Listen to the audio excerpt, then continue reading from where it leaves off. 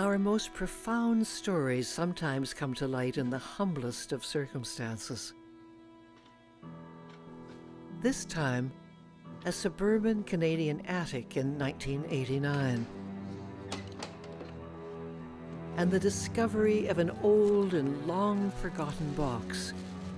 Its contents, however, so remarkable they would change the course of one man's life and forever alter our perception of the past. Our Papa is so sick he can no longer get up. If our dear Papa should die, what will become of us? More than 700 letters, dating back to the 1930s, now finally given voice. Their haunting story, a largely untold tragedy of near epic proportions. Our Peter is still not to be found. Lisa has frozen her feet. If we do not soon get help, then we are staring death in the face. Written in German Gothic script on scraps of paper now faded and fragile, the letters are a powerful testament to the incarceration of millions of people, many of them Mennonites, in the notorious Russian Gulag. I cannot describe how we have already wept for our son. Thousands of tears have already flowed from his dear mother's eyes. A shocking, real-life account of one of the darkest and most defining chapters in the history of the Mennonite people.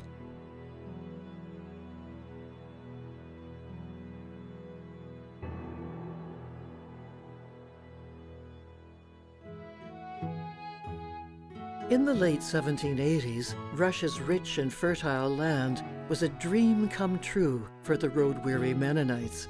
Not only had they escaped the poverty and persecution of Western Europe, they had arrived in a country full of promise and promises. In return for settling the land, they were granted self-government and freedom of religion. And since pacifism was a cornerstone of the Mennonite faith, they received exemption from Russia's military service. For generation upon generation, the Mennonites thrived in their new home, growing their abundant crops, cultivating their flourishing communities. The colonies grew both in industrial strength and farming methods and institutional infrastructures that were set up. They built schools, they built everything that was necessary for a prosperous life. And the Mennonites became known as a very industrious, successful, farming, agricultural people. Peter Bargan was born in Russia in 1922. Peace and prosperity had given way to civil war and famine. Some Mennonites chose to leave the country, but for Peter and his family, the close-knit community of Tiga was home. Everybody knew everybody. Everybody knew everybody's business. And if somebody sneezed at one end of the village, you'd soon know it on the other end, type of thing. Because there's no communication line like the gossip line. And that was very prominent. People knew each other. And many were related. Peter's cousin, Maria, lived in the neighboring community of Altenau. There were about over 500 people in our village. It was not very big, but it was a very nice place. You know, and we children, there, I mean, we didn't have any toys. But in winter, what we did, we played in a barn. There we had about a dozen cows and horses, more horses yet. And, you know, we had only one lantern at the front, and then we played hide and go seek. We were lying on the cows, running under the horses. Oh, we had so much fun. When we were finished, we were sitting in the barn and were eating, they called it makucha, that was sunflowers were pressed, and that were pieces. And there were just the shells and just a little bit of that inside. They had it for food for the animals. But we broke off and were sitting and eating that and enjoying ourselves. But even the smallest pleasures soon would be taken away. January 21st, 1924, marked the death of the Soviet Union's charismatic leader, Vladimir Ilyich Lenin, and the start of one of the deadliest and most repressive regimes in history. When Joseph Stalin first gained power, he continued some of Lenin's progressive policies, including allowing Russian farmers to employ workers and sell food on the open market. But as the farms expanded, so did the private commerce, an economic model that conflicted with communist ideology. Stalin was convinced that industrialization was the only way the country could protect itself from capitalism. So he came up with a plan, a 5-year plan, which he introduced in the spring of 1929. It called for huge increases in the production of coal, iron, and electric power. And in order to feed the growing ranks of industrial workers, the farmers who grew the food were required to join state collectives. Stalin wanted these people for other labors. He wanted them on the collective farm to do the work. And that pertained not only to the Mennonites. We were a very small element within the Russian population. There may have been, 100,000 Mennonites in this area? And there were millions of Russian peasants who were struck at the same way. It wasn't aimed at our people particularly, but since they happened to be landowners, it hit them particularly hard because they were so progressive. And because the Mennonite communities were largely self-sufficient, they were often a target for the Red Army in search of supplies, like grain not turned over to the collective, but instead secreted away as a hedge against the encroaching hunger. They came and swept everything away. They didn't leave us anything. Everybody had to bring everything to one place. You know, you were not supposed to have any animals anymore. All the cows had to go in one barn. They belonged to the commune. And all the horses, they took everything away. Some resisted the collectivization of their land, like Peter Bargan's father, who was Reeve of Tika. In 1929, November the 7th, Dad came home from work and he said to Mom, we gotta go now. They've got a warrant for my arrest. If they arrest me, I'm toast. And in an hour, we were out of there. The table was set for supper and everything was in order. And the dog was on its chain and the horses were still in the barn. We put together what we could get, our blankets or whatever, not very much, into a buggy with our uncle, Abram Bolt, driving, headed across the fields towards Orloff, where our grandparents lived. We stopped there. They came because we wanted to say goodbye to my grandmother. That was the main thing. My mother had made some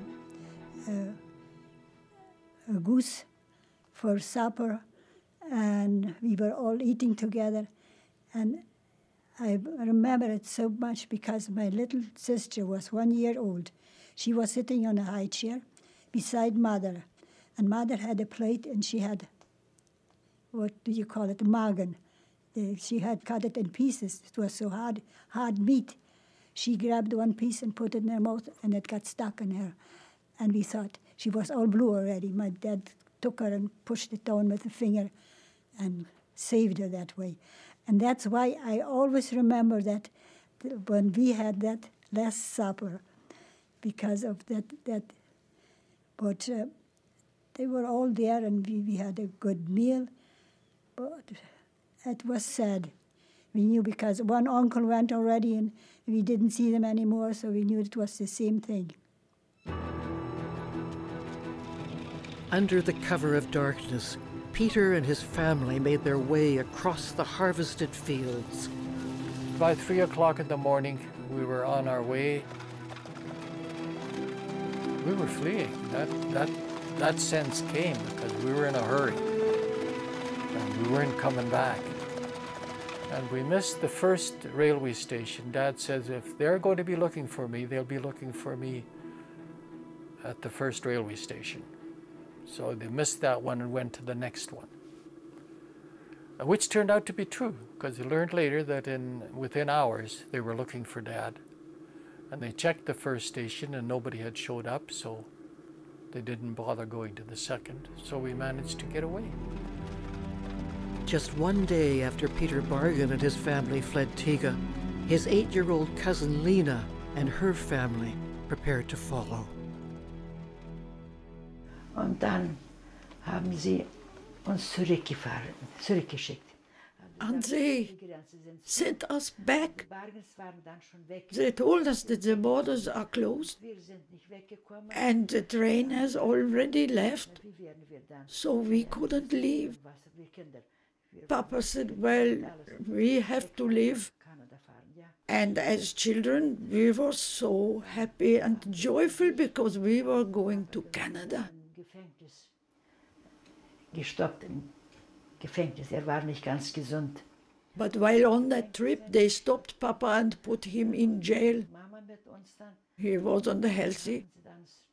And Mama took us back to our home. Nach uns Haus gekommen. Lena's father was just one of thousands apprehended for resisting the state's appropriation of his land and refusing to become an informer. As landowners, they were called kulaks, which in Russian means tight-fisted. By arresting the kulaks, Stalin had thwarted their collective punch. Peter's father had narrowly escaped imprisonment. Now, the Bargan family found themselves in a run-down shack on the outskirts of the capital. I remember our life in Moscow in this little shanty where we stayed. It was the home of a Jewish tailor, and he let us have this room, and it was sort of divided. You go into the, supposing it's a sort of a shack, you go in the middle, and then there's a small hall, and on the left-hand side is our room, the large room where the Ben Clausens, my uncle, and we were. Across the hall was another room, and that was, we learned later, and this I heard, I wasn't aware of it at the time, but was occupied by, well, what we say, a lady of the streets. She was known, that's the way she made her living. She was just a common prostitute in the village. And she, of course, knew what was happening, because at this time, the authorities were going all around these villages, wherever they were, around Moscow and in Moscow. And these authorities came to our house, our hut, knocked on the door, and this lady answered the door. And they asked, you know, evidently who was there and who wasn't, or whether there was anybody around. She, I guess, denied it, but she wanted to steer them away, so she invited them in. And I guess they had quite a party. At least that's what the folks said. They had quite a party. And the fellows were feeling so good after they left, you know, they had to drink and whatnot, and everything else. They forgot all about their duties, and she sent them on their way, and then she looked in to make sure we were okay. So we owe our life to that lady, whoever she was, God bless her. Peter Bargan and his family had eluded capture, but they knew that their only real hope of survival lay in leaving Russia.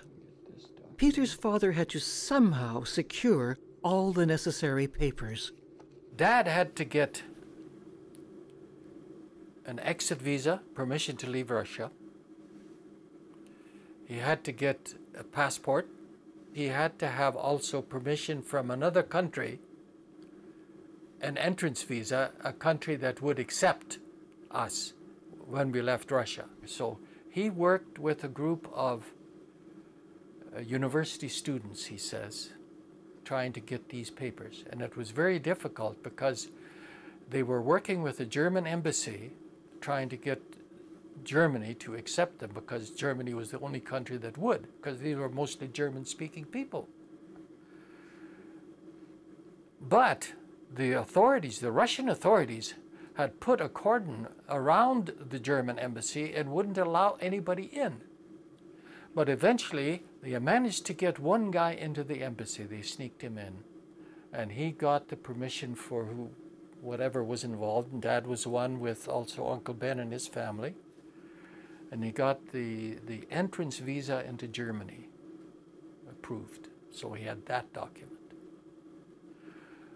Now he had to get the exit visa and the passport. But to get those, you had to go to your local authority and you had to have what is called a family list. On that family list, you would have to give all your personal data. And Dad says, how am I going to get a family list? You're supposed to get this from the place where you lived. And I lived there, but they're after me. If I just mention my name to these guys, I'm dead duck. You know, how am I going to get this list? He says, and then to get it signed and sealed by the local authority. How am I going to get this thing filled out? And it suddenly occurred to him, he says, he was walking the streets and he thought, man, what's the matter with me?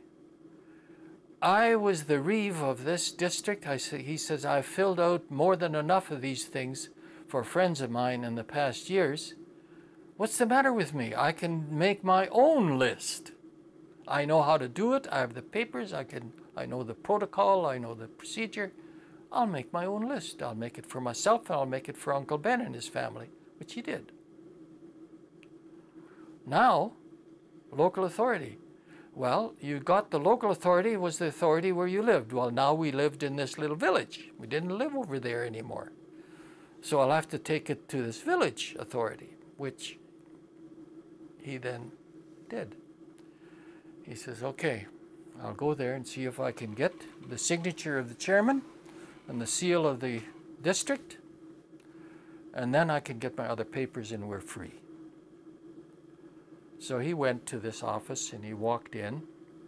There's this Mr. Secretary, Comrade Secretary, sitting on the side. So, yes, what can I do for you? Well, Comrade, I'd like you to have your chairman sign these and put the seal on it. This is the family list, you know, that we're supposed to. Oh, let's see. Yeah, well, okay. You know, he says, I'll give you the seal. I have it here, but the chairman is in the office next door here, and he'll have to sign this before I put the seal on it. So why don't you just go in and see him and see if he'll sign it, okay? Dad turns around, he looks at the wall, and what did he see? His poster. His wanted poster on the wall of this office.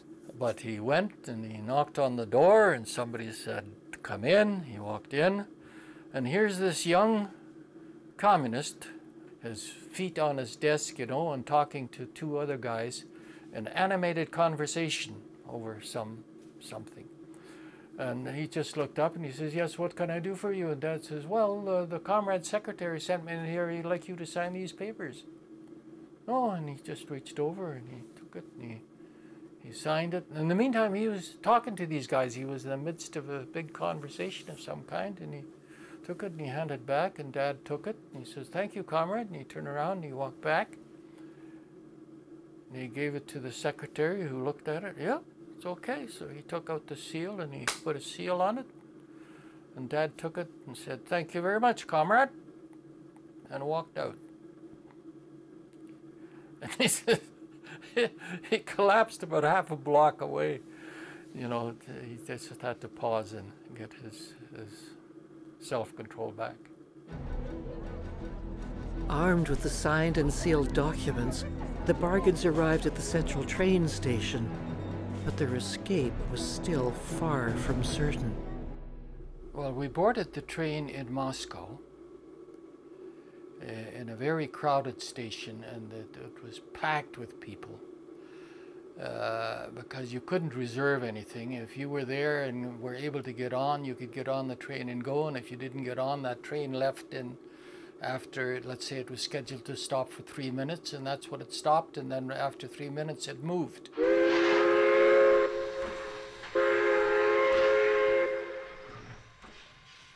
Of course, you never knew whether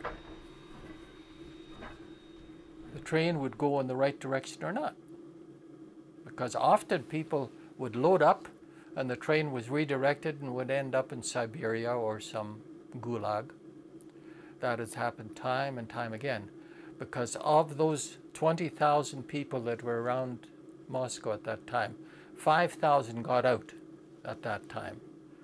15,000 didn't get out. They either were sent back home to nothing because all their property had been confiscated, or they were sent directly from there into the gulags.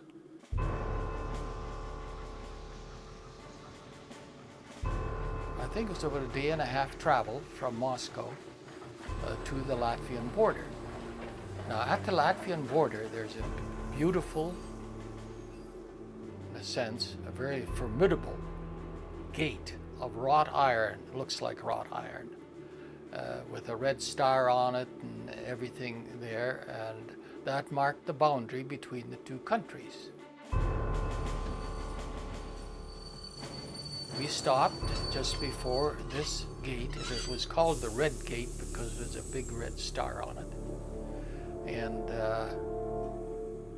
at that point, everyone had to get out of their cars, unload their baggage, open their bags, or whatever they carried with them, have them inspected by the authorities, everything taken away, like any money or jewelry or things of that kind. The women had to undo their hair so that they could hide nothing in their hair, and the women in those days wore usually long hair with pigtails and big buns, you know, so that you could hide a robin's nest in there if you wanted to.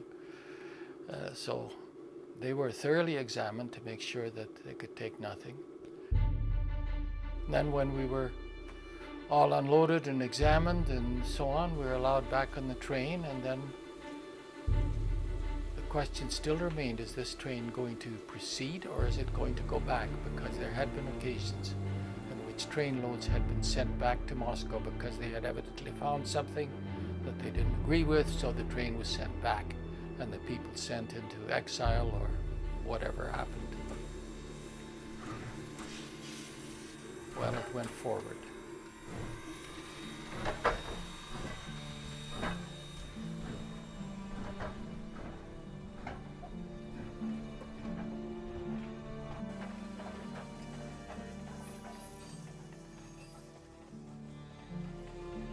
We did cross through the Red Gate into Latvia.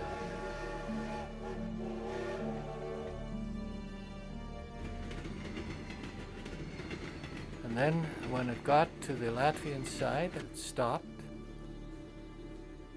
and the door opened and a Red Cross nurse came on. She says in German then, "Ladies and gentlemen, you are now in Latvia."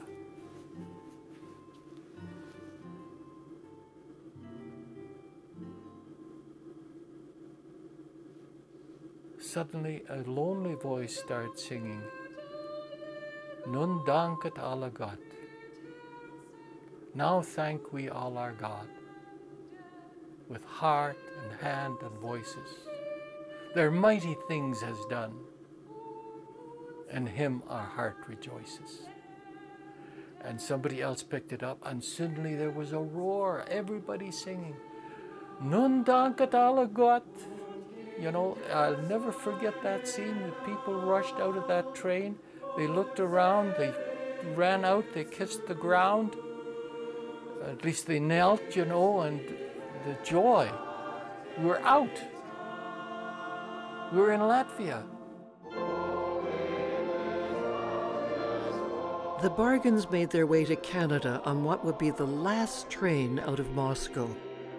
And while they continued to follow their faith, those left behind were denied even their religion.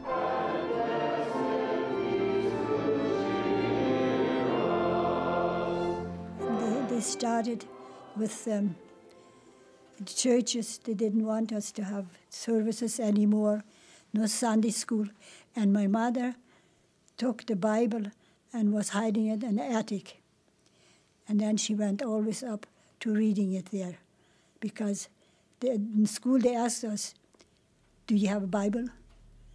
Do you pray? And oh, we were so scared. Maria's father, wealthy by communist standards, was arrested and tortured before being banished to a Gulag prison camp in the frigid north. Left alone, Maria's mother struggled to provide for her 3 young children. We were like those children in Africa, big stomachs and thin legs. And then we found out that in the neighbor village there was a cheese factory. We could get them whey. And then every day I got a jug of whey, and then 3 times a day we got a little glass of whey at 6 o'clock, 8 o'clock in the morning, at 12 o'clock, and then at 6 o'clock. My little brother and sister, they were sitting watching the clock, how it was turning. They didn't play nothing. They were too weak. And that kept us alive. Many were sent to Stalin's infamous Gulag, including Lena and her family, now reunited with their exiled father. Dann haben sie uns als Kulaki. They relocated us as kulaks. Ich werde sagen, wie wir später. Haben sie es rausgeschickt. Haben sie uns geschickt nach dem. They sent us to the Ural, where it was very cold. Bruder, der war 16 Jahre. Papa's brother, my uncle, he was 16 years old at the time. Ausgesiedelt mit uns zusammen. Und weg aus dem Papa. Naja, and they sent him and Papa with us to the Ural. Und da war ein großer Barack war da. We arrived at Lunovka. There was a barrack, a huge barrack, and many people like us already there. They gave us sections. The sections were 2 meters by 2 meters for 9 people. All of us 6 children and Mama, Papa and his brother. Und dann Papa sein Bruder dann. Papa, who was sick, he was very sick. He was laying in the corner, and all of us children, we were laying practically on top of each other. We had nothing, so we wrote begging letters to Canada. The farming community of Carlisle, Saskatchewan became home to the Bargans in the spring of 1930. It was then that the letters began to arrive. I think we have 1 or 2 letters that are dated in 1929. And then in 1930 they really started. A letter from cousin Lena was one of the first. I really do not like writing letters. Our Papa is so sick he can no longer stand up. So sick he is. If our dear Papa should die, what will become of us? In many regions, contact with the West was a criminal offense, but the Mennonites continued to find a way, any way, to reach out. Kann ich nicht sagen, wo ein Papier haben. I don't know where the paper came from. I think that my parents took newspapers from the outside and cleaned them so we could write on them. Where the paper came from, I don't know. The Mennonites overcame every barrier to tell their heartbreaking stories, like this one from Peter's uncle. We find it hard to cope with the many obstacles which are thrown in our path. And the most difficult is that it has to strike our child. My thoughts are with her in prison. How that poor child will already have begged and wept, if only she does not sink into the depths of despair. Not only is her body being ruined, but her whole being, soul and spirit are being brutalized and killed. If writing the letters posed a risk, getting them out of the gulag was more difficult still. How they got out, I can't explain it, except in many ways there are indications that they would get someone else to mail them or go to a different station. There were some routines that they could follow in which there was a greater chance of them getting out than if they used the normal channels of getting out. And a lot would depend upon the local authorities as to how strict they were and how strict the censorship was. The higher position guards of the police did read our letters. For that reason, we couldn't write openly what was eating at our hearts. Instead, our parents told us to talk through the flowers. Most of the letters were very careful in what they said and how they said it.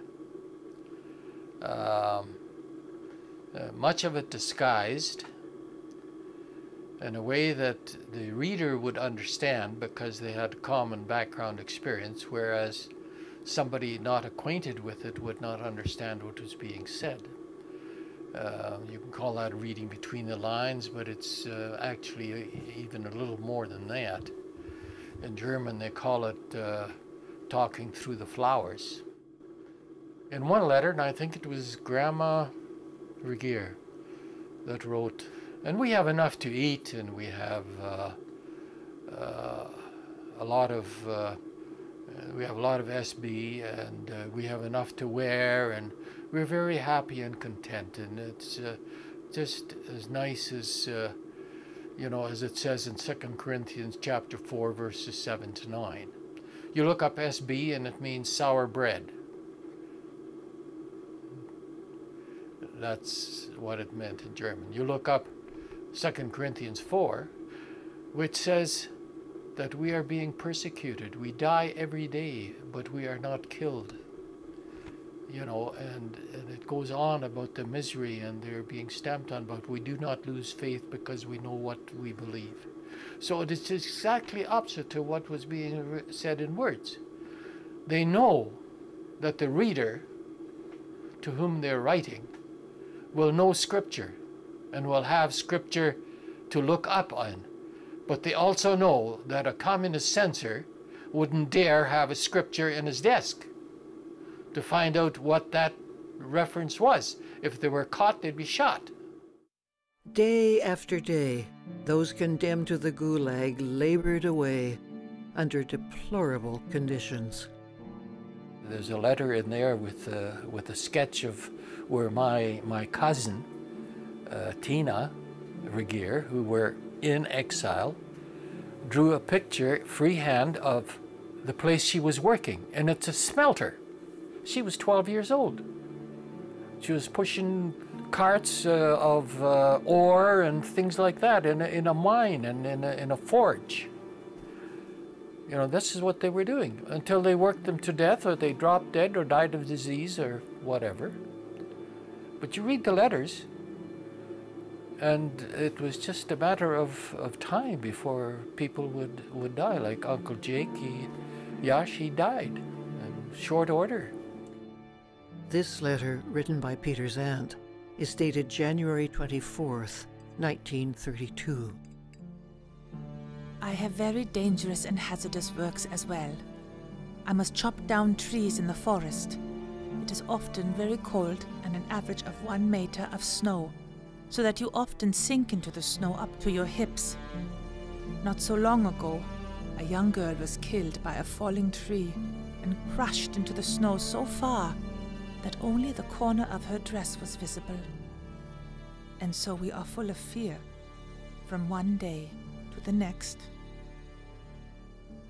So often they'd get a letter, and then Mom would sit at the table, we would be eating, and she would be crying her heart out, and we could never figure out. We say, "Mom, why are you crying?" "Well, got a letter from Grandma, and she's not very well," but they would never tell us what was really going on.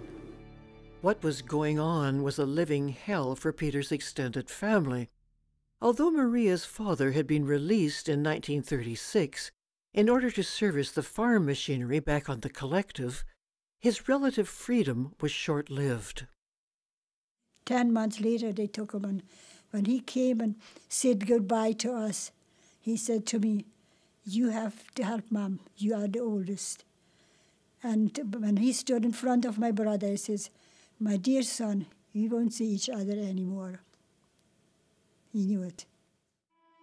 Maria's father and Lena's father perished in exile. Lena's brother died in prison. Her sister was locked up for 9 harsh months. But it was the arrest of her mother, who was then paraded in front of the children's school, which remains seared in Lena's memory. In every sled was a man, a policeman, with a gun and a dog. They took all the mothers. They took the mothers from the village. And since we couldn't go with our mothers, we yelled, "Mama, Mama, Mama, where are you going?" Mama only replied, "Go home." We couldn't go with her. Then they drove by and they were gone, with the man with the gun and the dog. Watch out. That's how it was. While Lena struggled to care for her younger brother, her mother endured repeated torture.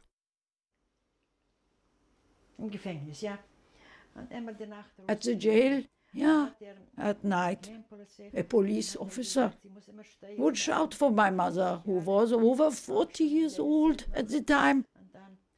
He said she burned 200 hectares of forest and she poisoned 200 cows. Cows, yeah, cows. And that she had to sign a confession. She said she wouldn't sign because she hadn't done anything, hadn't even worked there. So he beat her and sent her back. The next night, he shouted for her again. And again he said she'd burned 200 hectares of forest and poisoned the cows. This went on. It went on for several nights in a row.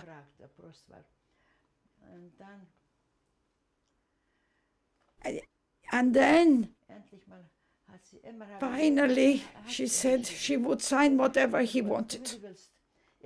She said she didn't do it, but they had beaten her so often and said that they would hang her. So she signed. She was sentenced to 1 year and 6 months in jail. After 8 months, she was released by one of the men who said to her, "Mrs. Regier, you signed a confession. Never, ever sign anything like that again, even if they beat you." She said, "What could I have done? You all beat me." He said, "Just go through that gate and never tell anyone that we beat you. Be quiet about it." That's how it was. In 1937, the letters slowed to a trickle.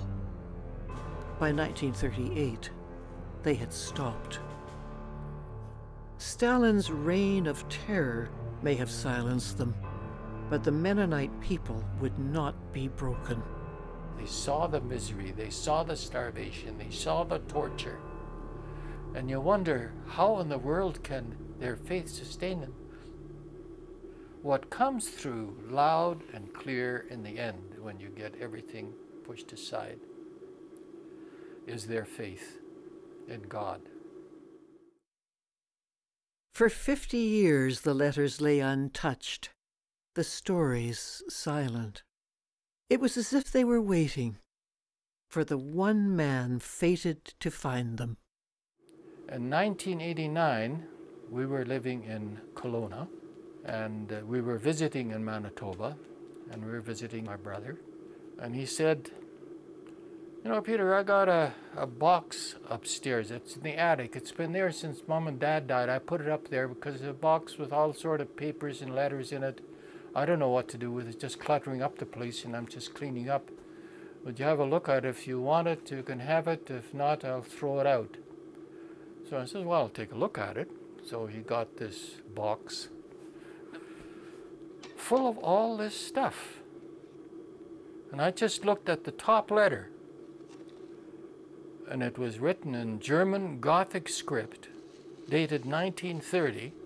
I couldn't believe it. I says, "Frank, do you know what you got here?" "No," he says, I didn't look at it. I says, "I'll take it." Peter and his wife Anne spent the next 3 years translating the hundreds upon hundreds of letters. We would sit around the kitchen table and cry very often, particularly over some of the letters, and just amazed at what we were finding and what we were understanding. Well, that's when we began to understand our story. Suddenly this past history became alive. It's terrible when you think of it, that men can do that to other people. And the name, I don't care of what kind of ideology you have. But that's what they had to go through. And I know, you know, their story is no worse, I suppose, than much that is happening today in many parts of the world. But the inhumanity of man to man can reach unbelievable depths.